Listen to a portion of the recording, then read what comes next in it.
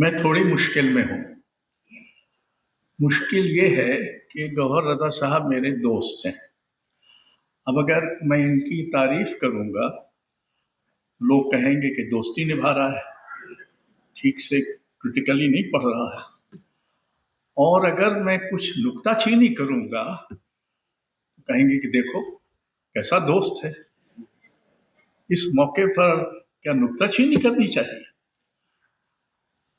तो बहरहाल मैंने सोचा कि इसकी मैं चिंता न करूं, मुझे जो कहना है सो कहूं, जिसको जो समझ में आए वो उससे नतीजा निकाले।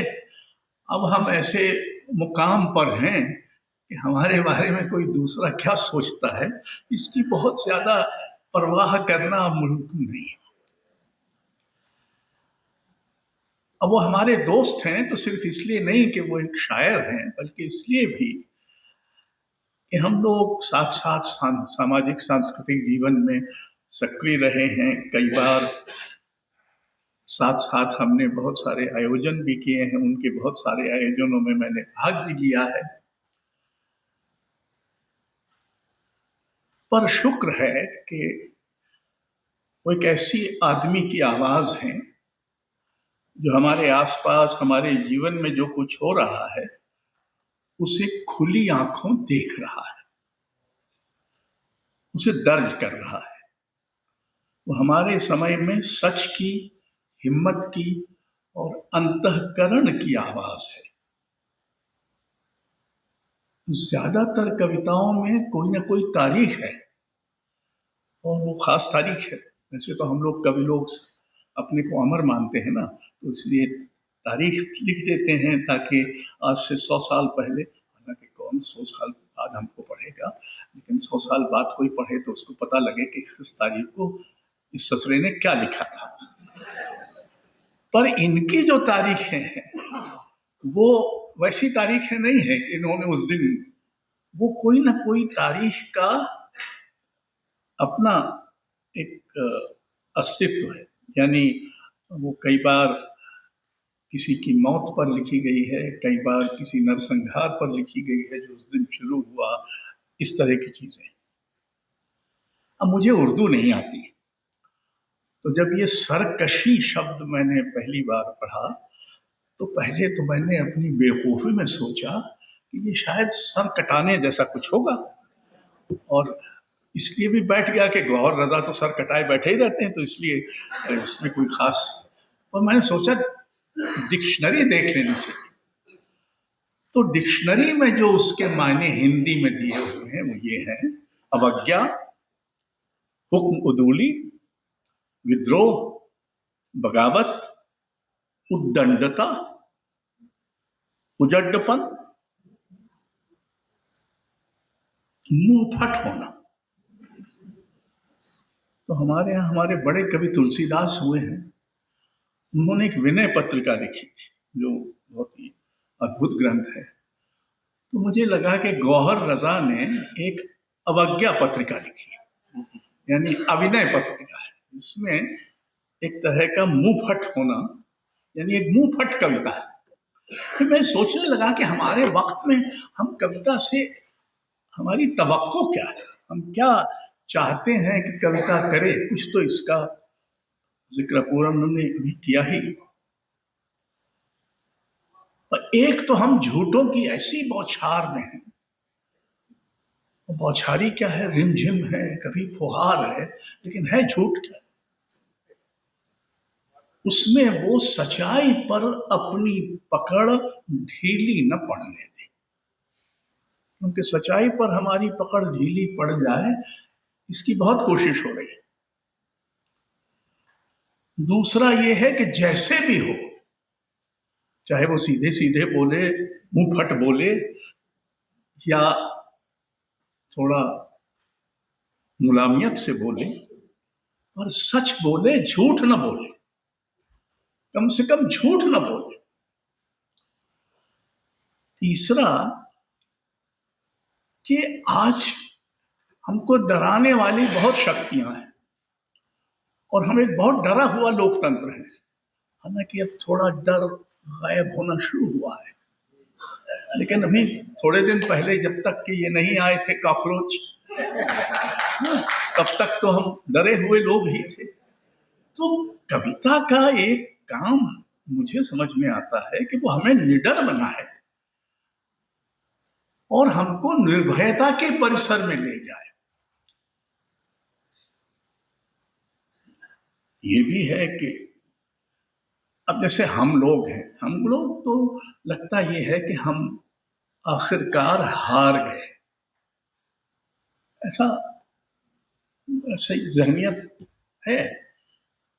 लेकिन हार गए हों, हम थके नहीं। तो कई बार हारने से बेहतर है न थकना,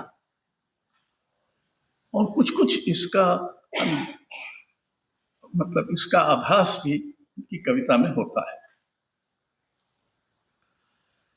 अब हमारे समय में एक और जो हवा सी चली है कि हमको सहानुभूति से और सहकार से और साहस से और संवेदना से और अंतःकरण से हटाया जाए। ये बेकार की चीजें, ये बेकार का सामान है जिसको हमको अपने सर से बाहर फेंक देना चाहिए। तो कविता का काम है कि न केवल ये हटाने का प्रतिरोध करे, बल्कि इनमें इजाफा करे, हमारे अंतःकरण की आवाज बने। वो अंतःकरण जो हम में सब में सोया हुआ है, कम से कम कविता में तो जागे और जगाए। हमारे वक्त में राजनीति बहुत सर्वग्रासी है, हर चीज पर उसका कब्जा हो चुका है। फिर भी ऐसी जिंदगी इतनी बड़ी है, जिंदगी किसी भी कविता, किसी भी साहित्य से हमेशा बड़ी होगी, हमेशा बड़ी रहती है। इसीलिए ना हम लिखते रहते हैं, क्योंकि कभी पूरी जिंदगी, पूरे तौर पर हमारा जीवन किसी साहित्य में और किसी कला में नहीं आ सकता। वो इतना बड़ा है कि वो ससरा कहीं अटता ही नहीं है पूरा। लेकिन फिर भी ये जो बचा हुआ जीवन है, जो राजनीति से अछूता जीवन है, वो भी तो कविता में बचा रहे, उसको भी तो कविता किसी तरह से संबोधित करे और वो खुद चौकन्नी हो और हमें भी चौकन्ना करे। याद रखे, याद दिलाए, याद बचाए और याद को नष्ट करने के जो उपाय हैं, जो इतिहास में हो सकता है अकादमिक पुस्तकों में न बने बचे, पर कम से कम कविता में तो बचे हैं। और इस सूची में दो बातें हो। एक, कविता का काम हमें उपदेश देना नहीं है कि आप ये करिए, ये ना करिए, ऐसा करिए, वैसा करिए, लेकिन उसका काम चेतावनी देना जरूर। हम कविता से ये उम्मीद करते हैं कि वो हमें चेताए कि क्या है जिसको हम नजरअंदाज कर रहे हैं या जिसको हम अपनी कम नजरी में ठीक से देख नहीं पा रहे हैं। और आखिरी बात, इसके बाद मैं कुछ कविताओं के उदाहरण दूंगा कि घने से घने अंधेरे में कविता का काम रोशनी की एक दरार खोजना है, क्योंकि सब कुछ के बावजूद कविता उम्मीद की विधा है, वो अंतःकरण की विधा है, वो साहस की विधा है, लेकिन वो इस रोशनी की भी विधा है जो भले कम होती जाती है या कम हो गई है, पर फिर भी बची हुई है। अब जब मैं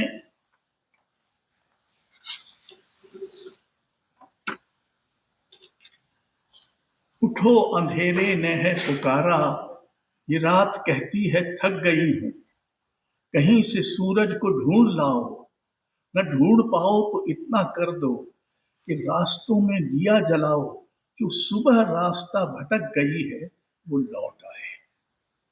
कविता का यही काम है कि हमको बताए कि ये भटक गई हो लेकिन हमारे दिए जलाने से सुबह वापस आ सकती।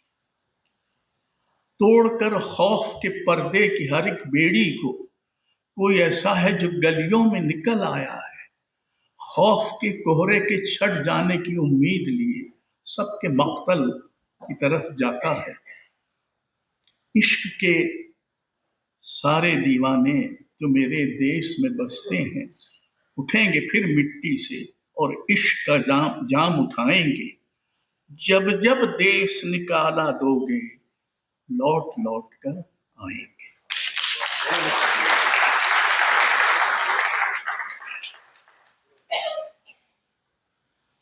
हमको इतिहास बताता है कि हर दौरे खिजा में यूं ही फूल खिलते हैं तो खिलते ही चले जाते हैं। एक बादल किसी कोने में उभरता है कहीं और सहरा पे बरस जाता है। नंगे पेड़ों की किसी शाख पर बैठी कोयल गाने लगती है तो गाती ही चली जाती है। यूं ही हर सिमत से आती है सदा, वादियां गूंजने लगती हैं उसी नगमे से। और कोई कितना भी चाहे कि उसे कैद करे, नगमा हर कैद से आजाद बिखर जाता है।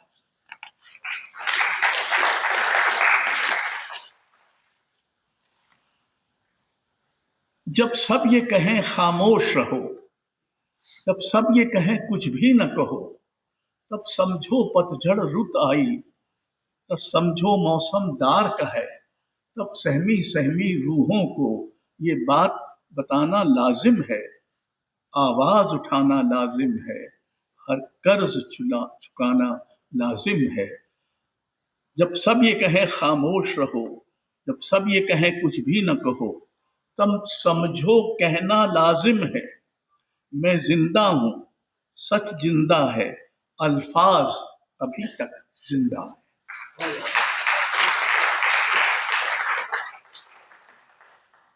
और ये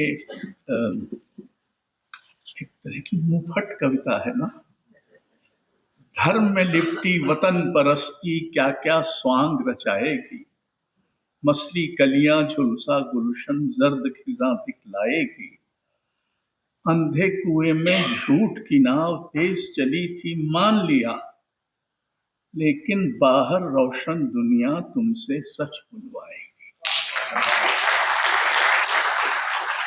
सब नहीं कहूंगा। हम लोग उनमें से हैं जो अब तो लाल किले से दिमागी नक्सल करार दिए गए हैं। उसके पहले बहुत दिनों तक हम अर्बन नक्सल थे। इसके पहले हम लोग लुटियन गैंग थे। उसके और पहले हम लोग क्या थे, खान मार्केट गैंग थे और फिर अवार्ड वापसी गैंग भी थे। तो उस पर, और ये कब लिखी गई कविता, ये गजल, वो गजल जिस पर एक समाचार चैनल ने मुझे देशद्रोही करार दिया था और हम लोग मुकदमा भी लड़े थे। फनकारों से पूछ रहे हो क्यों लौटाए हैं सम्मान, पूछो कितने चुप बैठे हैं शर्म उन्हें कब आएगी। ये मत भूलो असली नस्लें रोशन शोला होती हैं, आग कुरेदोगे चिंगारी दामन तक तो आएगी। और ये अंत में सरकशी नाम की जो गजल है भाई, उन्हें जुनून के दुनिया सहम सहम के जिए, हमें ये फिक्र कि कोई सजा जजा न रहे। उन्हें जुनून के हर शहर शहर आतिश हो, हमें ये फिक्र कि आलम सजा सजा सा रहे। उन्हें जुनून के कोई भी सर बुलंद न हो, हमें ये फिक्र कोई सर झुका न रहे। उन्हें जुनून के रोशन ख्याल कोई न हो, हमें ये फिक्र कहीं दौरे जाहिला ना रहे। उन्हें जुनून कि हर एक जुबां पे ताला है, हमें ये फिक्र कि कोई भी बेजुबां न रहे।